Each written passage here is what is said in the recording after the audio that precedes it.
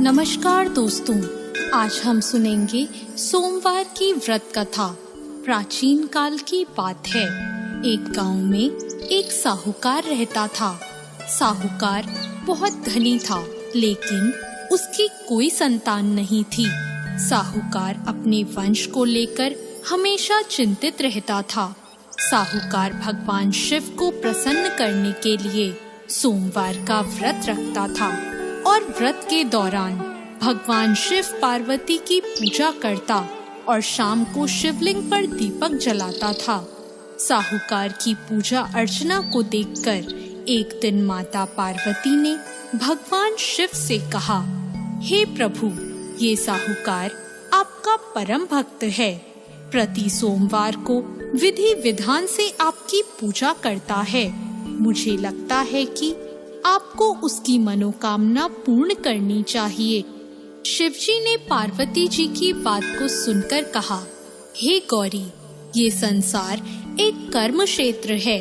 जैसे एक किसान अपने खेत में बीज बोता है तो कुछ वक्त बाद उसे पेड़ मिलता है, उसी तरह इस संसार में आदमी जैसा कर्म करता है उसे उसका वैसा ही फल मिलता है।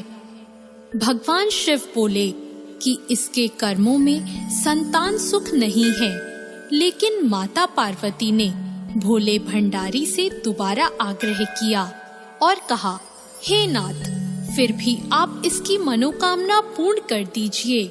यह आपका परम भक्त है।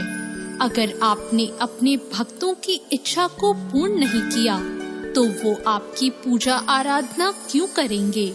माता पार्वती के इतना आग्रह करने पर भगवान शिव ने कहा, यह साहूकार बहुत धनवान है और इसके कोई पुत्र नहीं है, इसलिए ये सदैव चिंतित रहता है।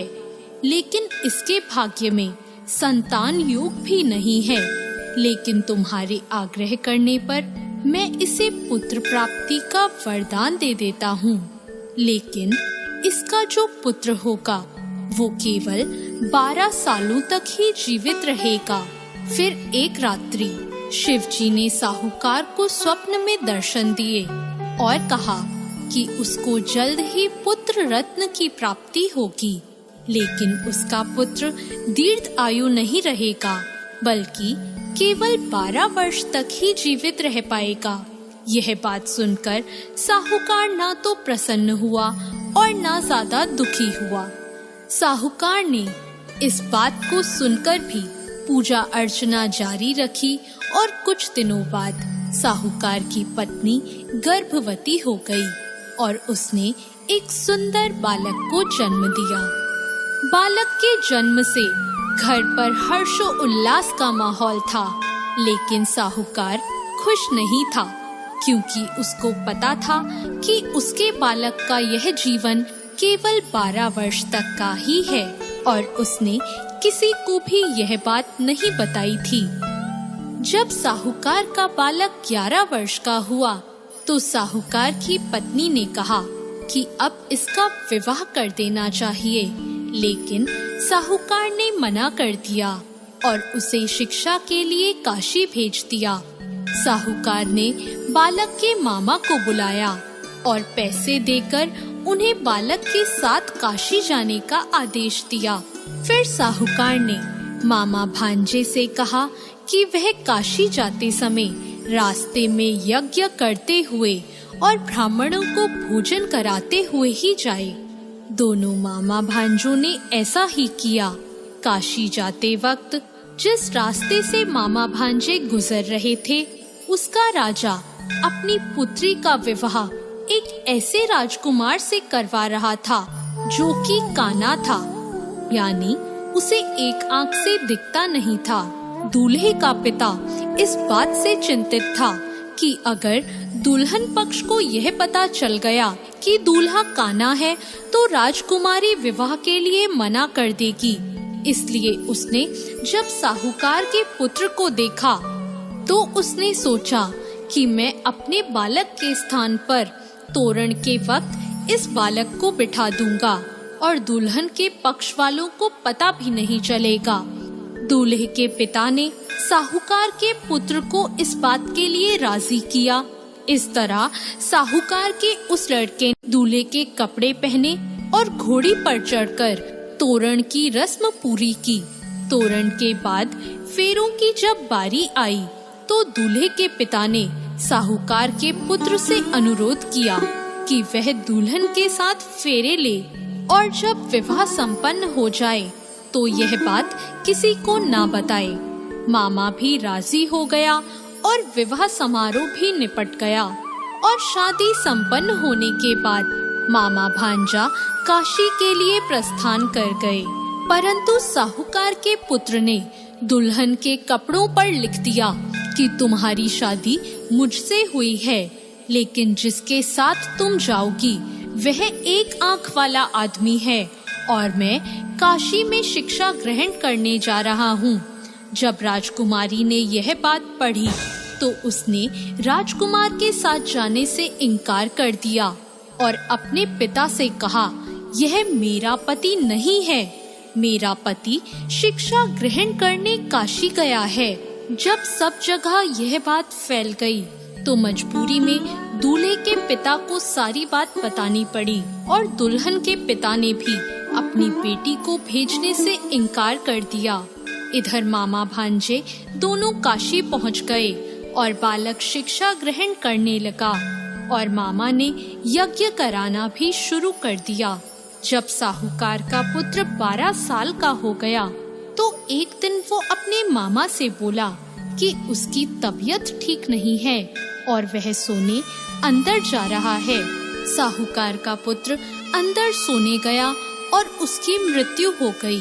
कुछ देर बाद जब मामा अंदर पहुँचे, उन्होंने जब अपने भांजे को मरे हुए देखा तो वो बहुत दुखी हुए, परंतु वह रो नहीं सकते थे वरना उनका यज्ञ अधूरा रह जाता।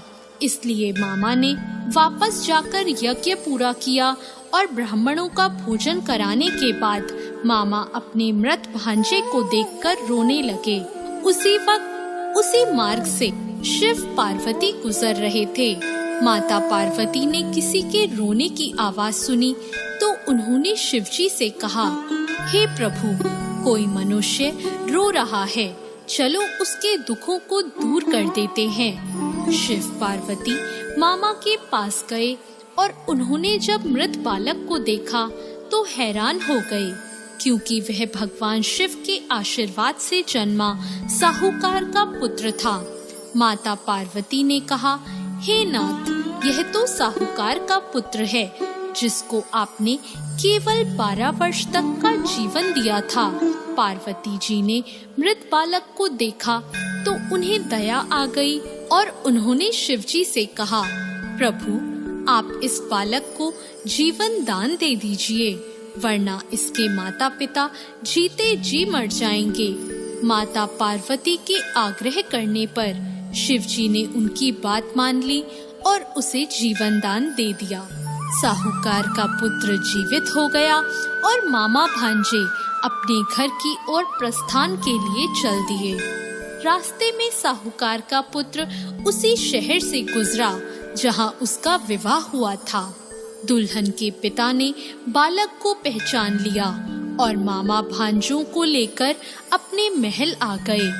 दुल्हन के पिता ने एक समारोह किया और अपनी पुत्री को साहूकार के साथ भेज दिया। जब साहूकार का बालक अपने घर पहुंचा तो उसके माता पिता छत पर बैठे थे और सोच रहे थे कि अगर उनका पुत्र सही सलामत वापस नहीं लौटा तो वे दोनों भी इसी छत से कूदकर अपनी जान दे देंगे। पर उसी समय उसके मामा वहां आ गए और उन्होंने बताया कि उनका पुत्र जीवित है और विवाह करके वापस लौटा है। साहूकार ने अपने बालक को जीवित देखा तो खुशी से उसका स्वागत किया और साहूकार का पूरा परिवार खुशी खुशी अपना जीवन बिताने लगा। जैसे भोलेनाथ ने इस परिवार पर कृपा करी, ऐसी कृपा सब पर करना। तो दोस्तों, कैसी लगी आपको आज की ये कथा? ऐसी और कथाओं के लिए हमारे चैनल भक्ति ज्ञान को सब्सक्राइब करें। धन्यवाद।